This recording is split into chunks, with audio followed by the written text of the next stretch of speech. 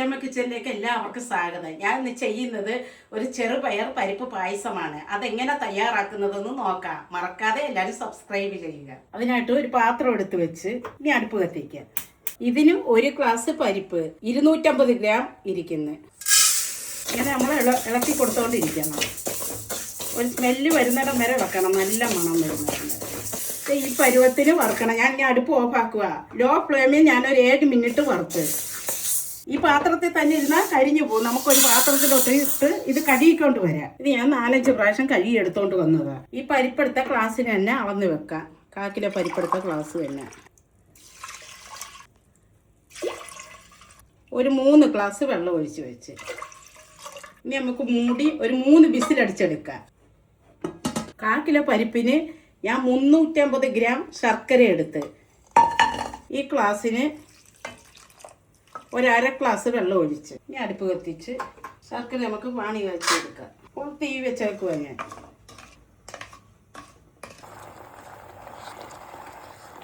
ശർക്കര എല്ലാം അലിഞ്ഞ് വരുന്നിടം വരെ നമ്മളിങ്ങനെ ഇളക്കിക്കൊണ്ടിരിക്കണം. ഇനി നമുക്കിത് അടുപ്പ് ഓഫാക്കാം. ശർക്കര എല്ലാം അലിഞ്ഞ് വന്നു. നമ്മുടെ പരിപ്പ് ആവിയെല്ലാം പോയി. ഇനി തുറക്കാം. കറുത്തേ വെന്തെല്ലാം കിട്ടി. ഒരു പാത്രം വെച്ചിട്ട് ഇതിലോട്ട് ഞാൻ എടുക്കുക. ഇനി നമ്മൾ അടുപ്പ് കത്തിക്കുക. നമ്മുടെ ശർക്കര പാനി കാച്ചിയത് ഇതിലോട്ട് ഞാൻ അരിച്ചൊഴിക്കണം.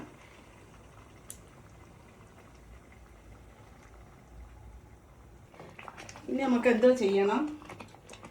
ഇത് ഒരു 5 ഏലക്ക പൊടിച്ചതാണ്. ഇച്ചിരി പഞ്ചാരയായിട്ട് ഞാൻ പൊടിച്ചതാണ്.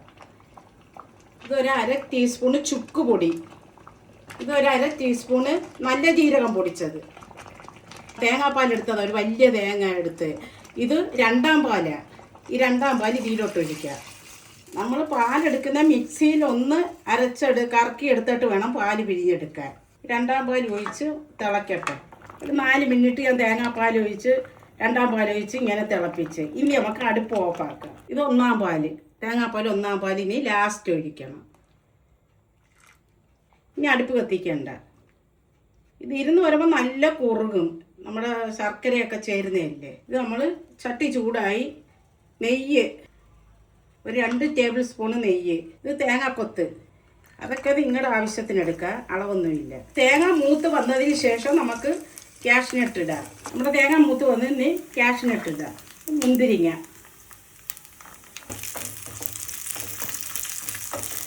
ഇനി നമുക്ക് അടുപ്പ് ഓഫാക്കാം. പായസത്തിൽ ചൂട് പായസത്തിലോട്ട് ഇങ്ങനെ ഒഴിക്കാം.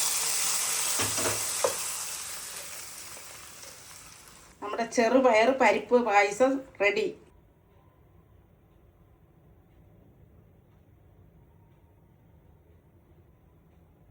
ഈ വീഡിയോ നിങ്ങൾക്ക് ഇഷ്ടപ്പെട്ടാൽ ലൈക്ക് ചെയ്യുക, സബ്സ്ക്രൈബ് ചെയ്യുക, ഷെയർ ചെയ്യുക.